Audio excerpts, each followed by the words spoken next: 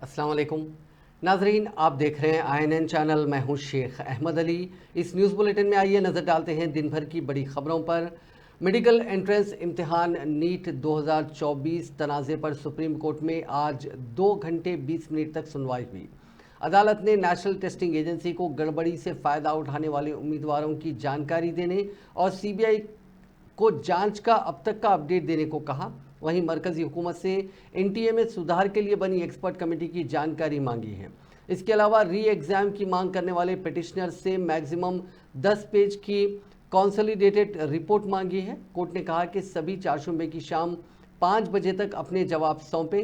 मामले की अगली सुनवाई अब 11 जुलाई को होगी। जम्मू कश्मीर के कठुआ ज़िले में आज दहशतगर्दों ने फौज की गाड़ी पर हमला किया। इसमें 4 जवान शहीद हो गए जबकि 6 जवान जख्मी हो गए। ये वाक़या लोही मल्हार ब्लॉक के मछेड़ा इलाके के बडनोटा गांव का है।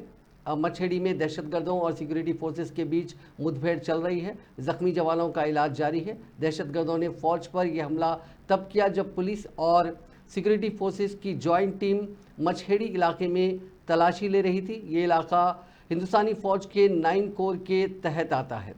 सर्च के दौरान दहशतगर्दों ने उन पर गोलाबारी की। इलाके में और जायद सिक्योरिटी फोर्सेस भेजे गए हैं। ये 2 महीने में फौज की गाड़ी पर दूसरा बड़ा दहशतगर्द हमला है।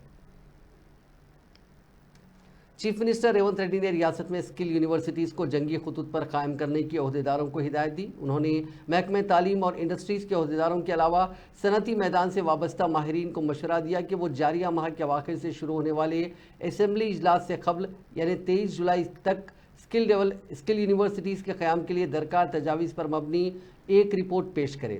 इस रिपोर्ट का जायज़ा लेने के लिए 24 घंटों के अंदर हुकूमत मुनासिब फैसले का ऐलान करेगी। चीफ मिनिस्टर रेवंत रेड्डी ने मुख्तलिफ शोबों से ताल्लुक़ रखने वाले सनतकारों और ओहदेदारों के साथ गच्चीबौली के इंजीनियरिंग स्टाफ कॉलेज में स्किल डेवलपमेंट यूनिवर्सिटी के क़याम के सिलसिले में एक इजलास मुनक़िद किया। इस इजलास में deputy chief minister Bhatti Vikramarka, वज़ीर इंडस्ट्रीज़ व IT Sridhar Babu, chief minister के मुशीर VM नरेंद्र रेड्डी और दूसरों ने शिरकत की। इस मौके पर चीफ मिनिस्टर ने स्किल यूनिवर्सिटी के क़याम से मुताल्लिक़ तमाम उमूर की तफसीलात ओहदेदारों और सनतकारों से हासिल की और उनकी राय तलब की। चीफ मिनिस्टर रेवंत रेड्डी ने कहा कि साबिक चीफ मिनिस्टर आंजहानी राजशेखर रेड्डी के दौर में उनकी जानिब से शुरू करदा फलाही प्रोग्राम असम्बली इंतखाबात में कांग्रेस की जानिब से ऐलान करदा 6 ज़मानतों के लिए जज्बा साबित हुए। उन्होंने पार्टी हेडक्वार्टर्स गांधी भवन में राजशेखर रेड्डी की यौम पैदाइश तकरीब से खिताब करते हुए कहा कि Musi river front development project, metro rail की तोसी और हैदराबाद के लिए सरमायाकारी को राग़िब करने के पसे पर्दा भी चीफ मिनिस्टर का जज्बा रहा है। उन्होंने कहा कि मुसलसिल दूसरी मरतबा 2009 में बरसर इख्तिदार आने के बाद राजशेखर रेड्डी ने कहा था कि वो राहुल गांधी को वज़ीर आज़म बनता देखना चाहते हैं। राहुल गांधी के वज़ीर आज़म बनने से पहले ही YSR हमें छोड़कर चले गए। राहुल गांधी को वज़ीर आज़म बनाना तारीखी ज़रूरत है। उन्होंने जोर देते हुए कहा कि YSR के जज्बे के साथ तमाम कांग्रेस कारकुनों को चाहिए कि वो राहुल गांधी को अगला वज़ीर आज़म बनाने के लिए सख्त मेहनत करें।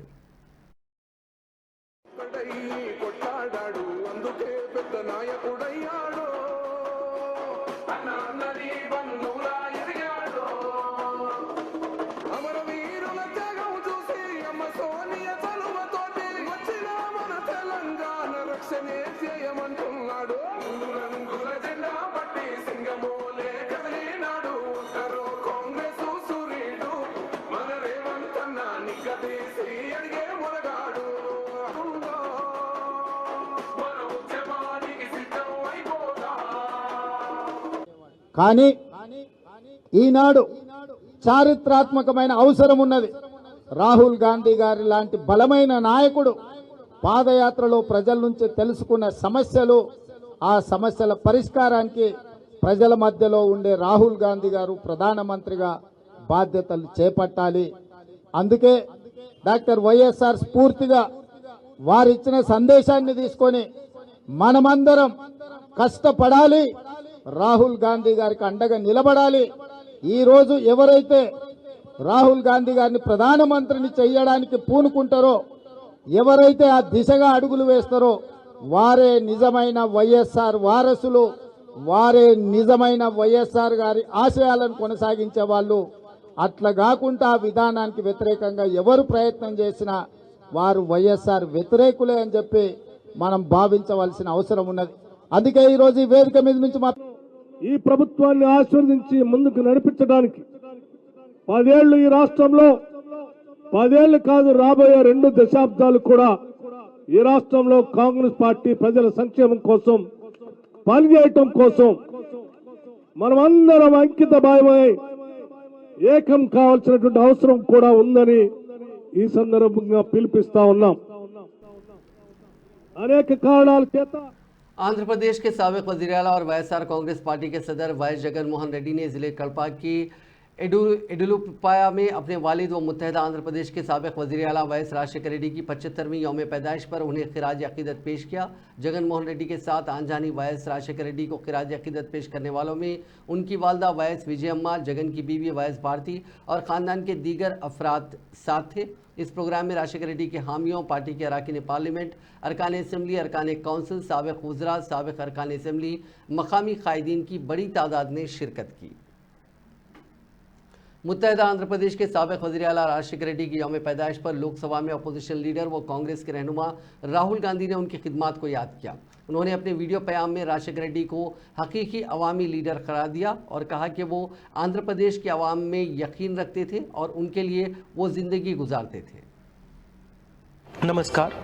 Today is Rajashekar Reddy ji's birthday. A true leader of the masses, a person who felt for the people of Andhra Pradesh, who believed in the people of Andhra Pradesh and who lived for the people of Andhra Pradesh. It's a tragedy that we lost him, and I'm absolutely certain that if he was here today, Andhra Pradesh would be a completely different place. It would not be facing the tragedies, the difficulties it is facing today. Sharmila ji is his daughter. I've got to know her well. I'm confident that she's going to take forward Rajashekar Reddy ji's legacy, and she's going to do it because she has the same sentiment, the same tenacity, the same grit and the same affection and love for the people of Andhra Pradesh that he had. I personally learned a lot from Rajashekar Reddy ji.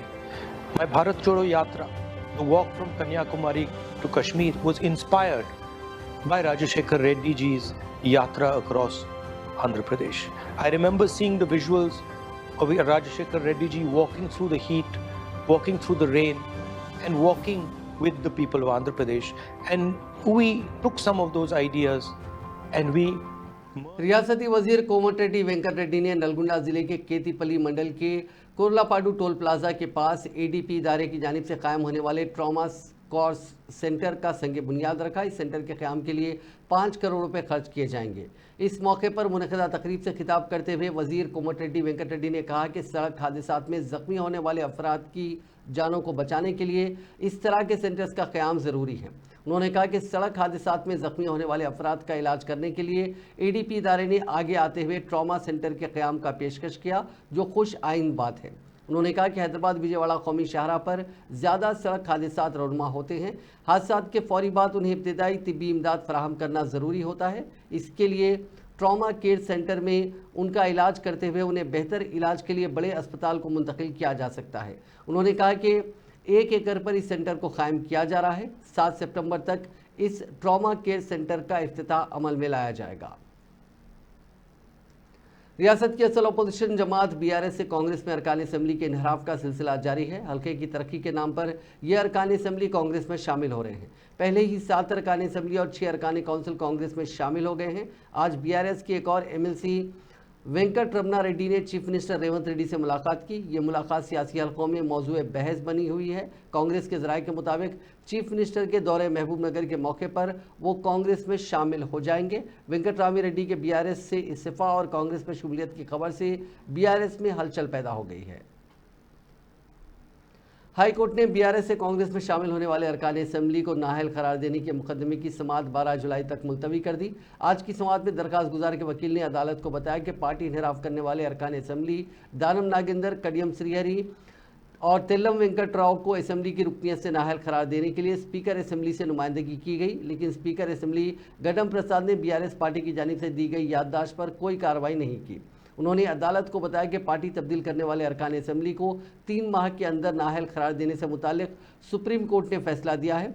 Speaker assembly supreme court के फैसले पर अमल नहीं कर रहे हैं। दरखास्त गुजार के वकील ने अदालत से दरखास्त की कि वो स्पीकर को हिदायत दें कि पार्टी इनहराफ करने वाले अरकान को असेंबली की रुकनियत से नाअहल करार दिया जाए। इस मौके पर advocate general A Sudarshan Reddy ने बीआरएस के अरकान assembly P Kaushik Reddy, KP Vivekananda Reddy की जानिब से अलहदा तौर पर दाखिल करदा दरखास्तों को खारिज कर देने की अदालत से अपील की।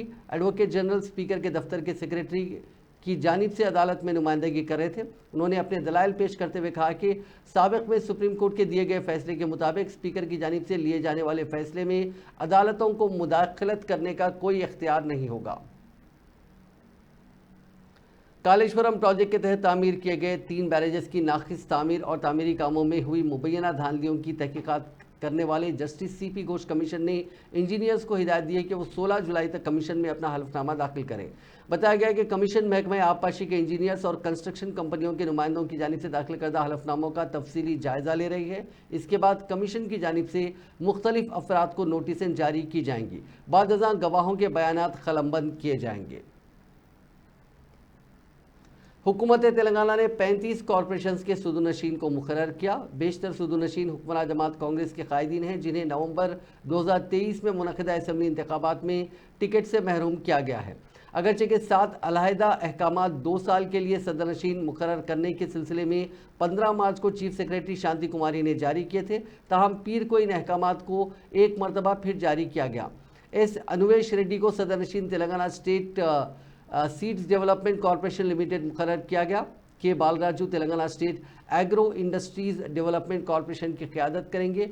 अगर हम इसमें मुस्लिम उम्मीदवारों की बात करें तो फ़हीम को फूड कॉरपोरेशन ऑफ तेलंगाना का सदरनशीन मुकर्रर किया गया है। वैसे ही एक और मुस्लिम कायद हैं एम ए जब्बार, उन्हें सदरनशीन नायब सदरनशीन अक़लियती मालियती कॉरपोरेशन मुकर्रर किया गया है। रंगारेड्डी ज़िले में गैर कानूनी तामीरात के खिलाफ क्रैकडाउन करते हुए रेवेन्यू हुक्काम ने पीर की सुबह गंडीपेट मंडल में सरकारी अराजियात पर गैर मजाज तामीरात को मुनहदम कर दिया। इत्तला के मुताबिक करोड़ों रुपए मालियत की सरकारी ज़मीनों पर ये कब्जे किए गए थे। हुक्काम ने हिमायत सागर सर्वे नंबर 37 में 1000 गज की इमारतों को मुनहदम किया। साथ ही किस्मतपुर सर्वे नंबर 132 में गैर कानूनी तामीरात को JCB की मदद से मुनहदम कर दिया गया। गंडीपेट तहसीलदार ने गैर कानूनी तामीरात करने वालों के खिलाफ फौजदारी मुकदमात भी दर्ज करवाए हैं।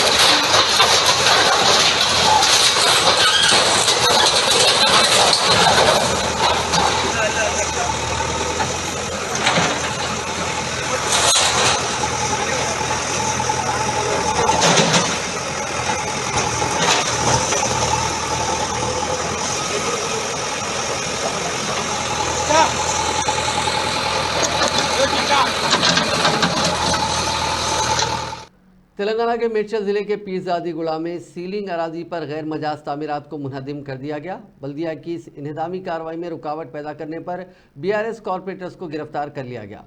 मेडचल पीरजादीगुड़ा म्यूनसिपल कॉरपोरेशन के तहत सर्वे नंबर 1 में आज सुबह बल्दिया अहदेदार पुलिस की भारी जमीयत के साथ इन्हदामी कार्रवाई के लिए पहुंचे। इन्हदामी कार्रवाई के आगाज़ के साथ ही मकामी अफराद ने उसकी शदीद मुखालिफत शुरू कर दी। इस दौरान BRS के कॉरपोरेटर्स ने इन्हदामी कार्रवाई में रुकावट पैदा करने की कोशिश की, जिस पर उन्हें गिरफ्तार कर लिया गया। बीआरएस के कारगुजार सदर केटी रामाराव ने पीरजादीगुड़ा म्यूनिसिपल कॉर्पोरेशन के सर्वे नंबर 1 में तामीराती ढांचों को बल्दिया की जानिब से मुनहदिम कर देने के वाक़े पर अपने शदीद रद्द-ए-अमल का इजहार किया। उन्होंने रियासती हुकूमत से सवाल किया कि कांग्रेस कायदीन की जानिब से फरोख्त करदा प्लॉट्स और कांग्रेस हुकूमत की जानिब से उन प्लॉट्स को बाकायदा बनाने के बाद वहां तामीर होने वाले गरीब आवाम के मकानात को मेडचल के साबिक रुकन असम्बली सुधी रेड्डी ने किस मफाद को मलहूस रखते हुए मुनहदिम करवाया।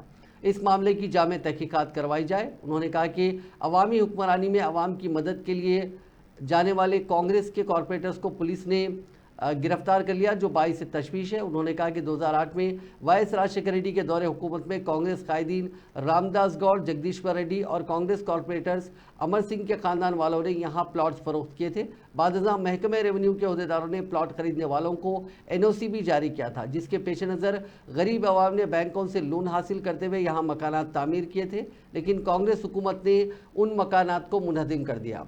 इसी तरह बीजेपी के सीनियर लीडर और मलकाजगिरी के रुकने पार्लियामेंट ईटला राजेंद्र ने रियासती हुकूमत से मुतालबा किया कि पीरजादीगुड़ा में मकानात के निज़ाम के मामले की जामे तहकीकात करवाई जाए। उन्होंने मीडिया से बात करते हुए कहा कि बल्दिया से तमाम इजाज़तनामे हासिल करने के बावजूद ओहदेदारों व शमुल पुलिस ने बेशतर मकानात को मुनहदिम कर दिया। साई प्रिया एन्क्लेव దాదాపు 350 మంది చిన్న చిన్న ఉద్యోగులు అంతా ఎక్కడ చాలా దూరం ఉన్న ప్రాంతం కాబట్టి ఆనాడు సాయి ప్రియ ఎన్క్లేవ్ వాళ్ళు అంత చిన్న చిన్న ఉద్యోగులు చిన్న మరి నెలకు 500 రూపాయలు చొప్పున సంవత్సరానికి 6000 రూపాయలు చొప్పున ఒక 5 ఏళ్ళు ఇన్స్టాల్మెంట్స్ అయితే ఆ ల్యాండ్ వచ్చింది. అంటే ఒక మాట చెప్పాలంటే చాలా పేదవాళ్ళు రెక్కాడితే డొక్క నిండని వాళ్ళు ఆనాడు 30 ఏళ్ళ క్రితం 35 ఏళ్ళ క్రితం ఈ భూమి కొనుక్కున్నారు. ఆ తదుపరి వాళ్ళు పాపం కొంతమంది ఇల్లు కట్టుకున్నారు. ఇప్పుడు ఇంతలోనే దాంట్లో 2002 తర్వాత సమస్య వచ్చింది. ల్యాండ్ సీలింగ్ ప్రకారంగా కొంత భూమి పోద్దని చెప్పి, కానీ ఎవరు దాన్ని పట్టించుకోలే. ఇవాళ बीआरएस कायद व साबिक वजीर मोहम्मद महमूद अली ने रेवंत रेड्डी हुकूमत पर अक़लियतों की फलाह बहबूद को नज़रअंदाज कर देने का इल्ज़ाम आयद किया।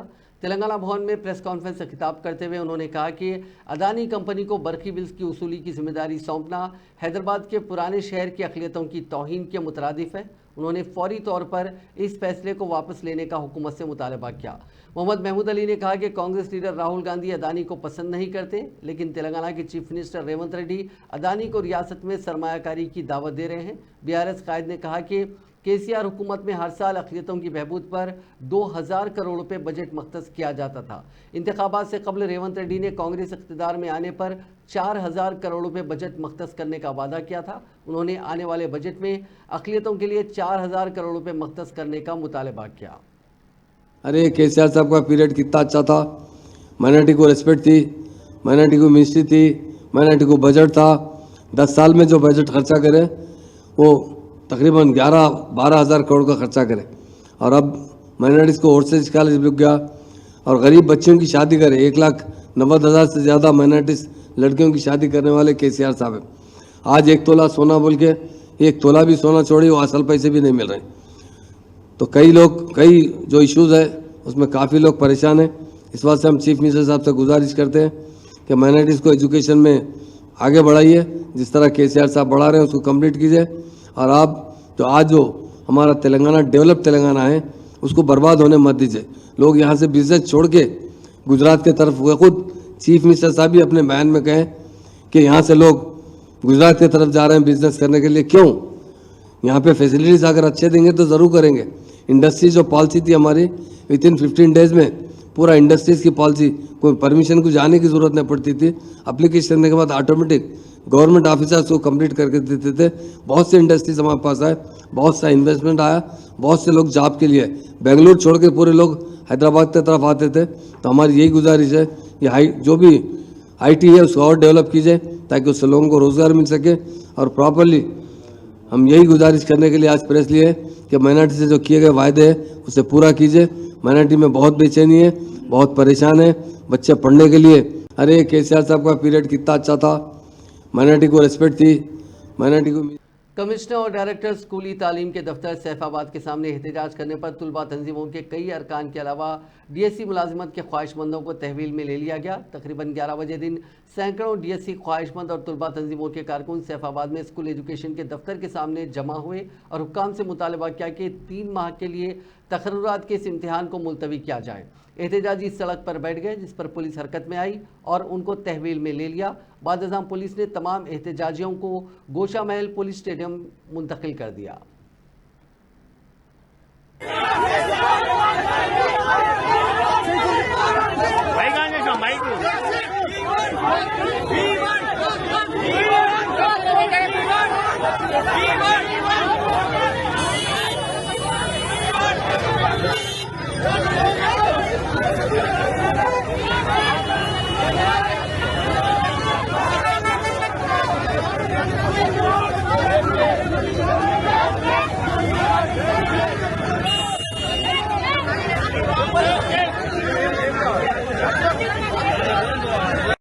మాకు డిఎస్సి 3 నెలలు వాయిదా చేసి ఎగ్జామ్ నిర్వహించాలి.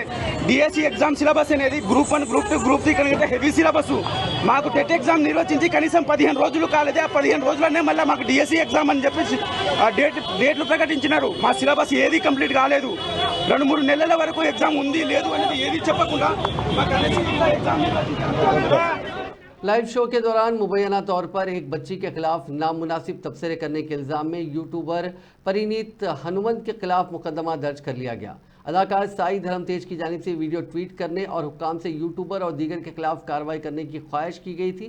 शिकायत का जवाब देते हुए तेलंगाना के डीजीपी रवि गुप्ता ने कहा कि एक बच्ची पर किए गए नामुनासिब तबसरों के लिए एफआईआर दर्ज की जाती है और उसके बाद सख्त कार्रवाई की जाएगी। तेलंगाना हुकूमत और पुलिस चाइल्ड सेफ्टी और जिम्मेदाराना सोशल मीडिया के इस्तेमाल के बारे में बेदारी पैदा करने की कोशिशों को तेज करेगी। तेलंगाना के डीजीपी रवि गुप्ता ने इंतबाह देते हुए कहा कि मंशियात गांजे के इस्तेमाल को पब्स, बार्स और क्लब्स में किसी भी किस्म से फ़रोग़ देने वालों के खिलाफ संगीन नौयत के मुकदमा दर्ज किए जाएंगे। उन्होंने कहा कि जायदाद को जब्त करते हुए मंशियात सप्लाई करने वालों, उसका इस्तेमाल करने वालों को जेल भेजा जाएगा। उन्होंने कहा कि हुकूमत और महकमे पुलिस सख्त कानून नाफिज करते हुए मंशियात के इस्तेमाल और सप्लाई करने वालों को रोकने के लिए पाबंद अहद है। हमारी पहली तरजीह मंशियात की लानत को आहनी पंजे से निपटना है। एलूरू में पेश आए सड़क हादसे में एक ही खानदान के 3 अफराद हलाक और 2 शदीद जख्मी हो गए। यह हादसा लक्ष्मीनगर के करीब शाहराह पर उस वक्त पेश आया जब कार चलाने वाले ने इसका तवाजुन खो दिया और ये कार सड़क के किनारे ठहरी लॉरी से टकरा गई। इस हादसे में हैदराबाद में एक सॉफ्टवेयर कंपनी में इंटरव्यू के बाद घर वापस होने वाली खातून सॉफ्टवेयर इंजीनियर, उसकी मां और बेटा हलाक हो गया। ज़राए के मुताबिक 26 साला आर भाग्यश्री अपने अरकान खानदान के साथ मशरकी गोदावरी ज़िले के राजा कुल्लू से वापस हो रही थी और उसका 2 साला बेटा नितिन कुमार और मां 53 साला कमला देवी इस हादसे में बरसरे मौका हलाक हो गई। भाग्यश्री का एक और बेटा नागा शनमुख और ड्राइवर वंशी जख्मी हो गए। उन्हें इलाज के लिए दवाखाना मुंतकिल कर दिया गया। पुलिस ने इस सिलसिले में एक केस दर्ज करके तहकीकात का आगाज़ किया। महकमा आबकारी व नशाबंदी के अहदेदारों की टीम ने तेलंगाना के ज़िले रंगारेड्डी में देसी शराब की तैयारी के मरकज़ पर छापा मारते हुए 400 लीटर गुड़ के पानी को तलब कर दिया और 12 लीटर देसी शराब गुड़म्बा जब्त कर ली। ज़िला रंगारेड्डी के करताल में रापी चेडू देहात में अशिया जब्त की गई। एक शख्स को इस सिलसिले में गिरफ्तार कर लिया गया जबकि एक और शख्स मफरूर बताया गया है। सीपीआई माओ नवाज की महाजी तंजीम सिकासा के बानी रुकुन रमाकांत को तेलंगाना पुलिस ने पीर की सुबह करीमनगर ज़िले के जिमीकुंटा में वाक़ उनके मकान से गिरफ्तार कर लिया। रमाकांत उस वक्त के सीपीआई एमएल पीपल्स वॉर के साबिक़ मरकज़ी कमेटी के रुकन थे और मोहम्मद हुसैन रियाज व सुधाकर के नाम से मशहूर थे। तकरीबन 30 साल तक इंतहा पसंद जमात में काम करने वाले रमाकांत को रियासत झारखंड में गिरफ्तार किया गया था और उन्होंने 12 साल जेल में गुजारे। 10 साल कबल वो सेहत की बुनियाद पर जमानत पर रिहा हुए थे और जिमीकुंटा में मामूल की ज़िंदगी गुजार रहे थे। पुलिस की जानिब से गिरफ्तारी की वजूहात ताहाल जाहिर नहीं की गई। खलीजी मुल्क से वापस शख्स ने अपनी बीवी का कत्ल कर दिया और फिर खुदकशी की कोशिश की। यह वाक़या तेलंगाना के ज़िले जगतियाल के तुम्बाराव पेट इलाके में पीर की सुबह पेश आया। इस वाक़े की वजह मालूम ना हो सकी। आलिंगिया जो मुलाजिमत की तलाश में बहरीन गया था, इतवार की शाम घर पहुंचा जहां उसने उसकी बीवी 44 साला जिलाजा को उस वक्त कत्ल कर दिया जब वो मकान में सो रही थी। बाद अज़ां उसने पुलिस के सामने सरेंडर कर दिया। पुलिस स्टेशन जाने से पहले उसने कीड़े मार दवा पी ली और पुलिस स्टेशन पहुंचने के बाद वो बेहोश हो गया। पुलिस ने उसको इलाज के लिए जगतियाल के सरकारी अस्पताल मुंतकिल किया, जहां वो जेरे इलाज है। कांग्रेस रुकन पार्लियामेंट और लोकसभा में हिज़्ब इख्तिलाफ के लीडर राहुल गांधी ने आज मणिपुर में तशद्दुद मुतासरीन से मुलाकात कर उनकी खैरियत दरियाफ्त की और मौजूदा हालात व मसाइल पर बातचीत की। राहुल गांधी आज इम्फाल एयरपोर्ट पहुंचे तो उनका कांग्रेस कायदीन व कारकुनों ने ज़ोरदार इस्तकबाल किया। वहां से उन्होंने रिलीफ कैंप्स का रुख किया। काबिल ज़िक्र है कि आज शाम तकरीबन 5:30 बजे राहुल गांधी मणिपुर की गवर्नर अनुसुईया उइके से भी मुलाकात की। इसके बाद उन्होंने कांग्रेस दफ्तर में एक प्रेस कॉन्फ्रेंस से खिताब किया।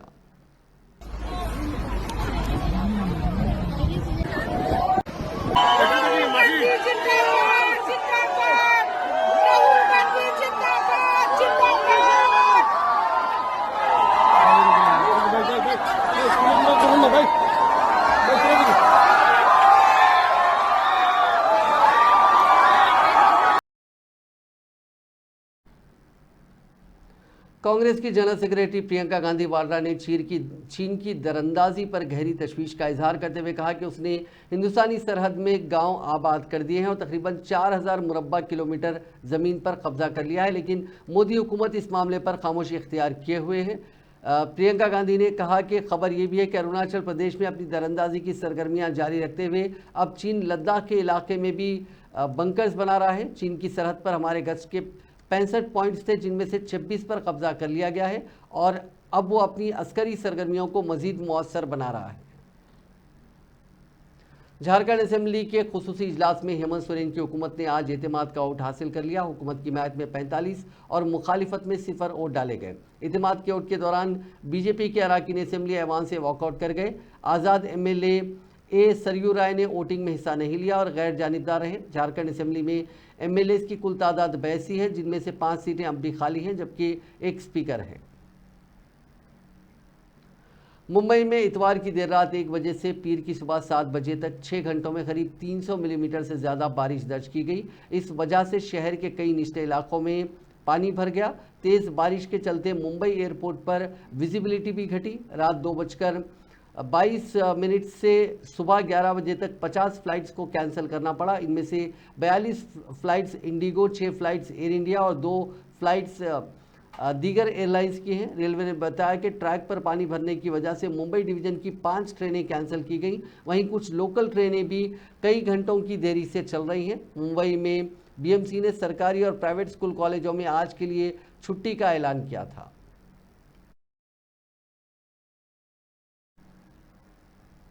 पाकिस्तान स्टॉक एक्सचेंज की इमारत में अचानक आग भड़क उठी।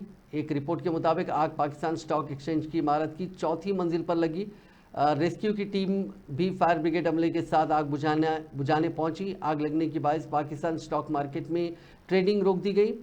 100 इंडेक्स में 28 पॉइंट्स इजाफे से वहां का इंडेक्स 80,240 पॉइंट्स पर बंद हुआ।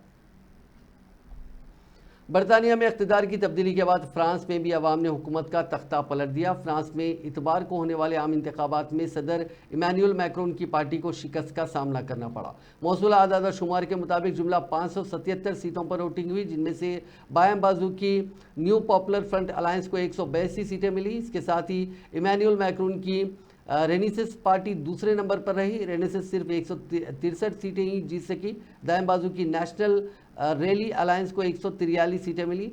तीनों बड़ी पार्टियों में से किसी को भी अक्सरियत हासिल नहीं हुई।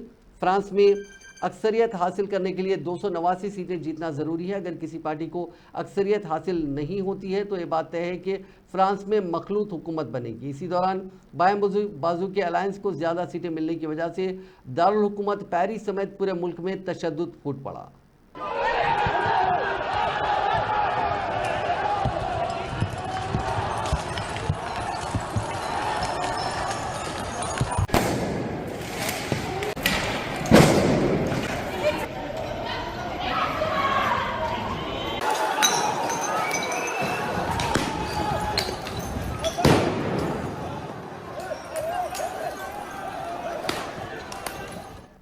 नाजरीन, इस न्यूज़ बुलेटिन में बस इतना ही। आप देखते रहिए INN चैनल।